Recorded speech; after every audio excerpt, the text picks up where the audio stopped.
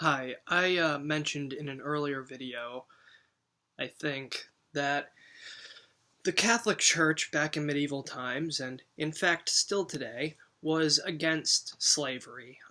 They considered it an evil, pagan thing to do. So, that begs a question, how did Europe adapt as it Christianized? Like, because back in the Roman days, back when the Romans were pagan at least, there weren't really any qualms about having slaves. Oftentimes, there would be a huge influx of slaves whenever any kind of area was taken over. So, that begs the question, what did they actually do? How did they supplement? Well, the feudal system. Yep, that was the new slavery. Kind of like a slavery light. Not as bad, but similar concept. See,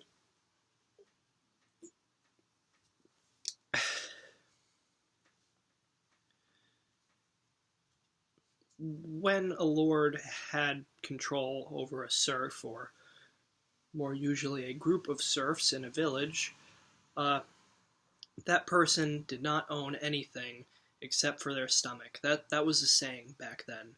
They farmed the land, and they kept a little bit of food to feed themselves and their immediate families. Then they gave everything to the Lord. The Lord owned their house, their farm, all the crops, everything. Hell, if there was a war, the Lord could say, okay, pick up a weapon, it's time for you to go. Because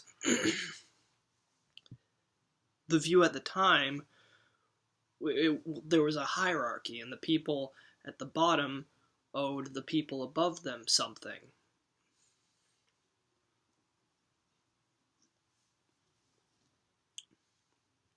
Now, there was still slavery in the medieval world. Um, Muslims and pagans had absolutely no qualms about it. Now, that's why in a lot of, like the Northern Crusade, for example, against the, the Wendels, um, that part of that, a dimension of that, was to get back Christian slaves. See, oftentimes the Christian world would use as a justification for war, they have taken Christian slaves.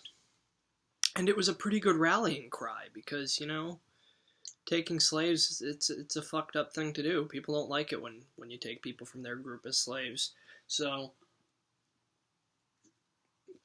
interesting side note about the Northern Crusades, as part of the terms ending a few of these wars, a lot of slaves and hostages were returned to their rightful homes.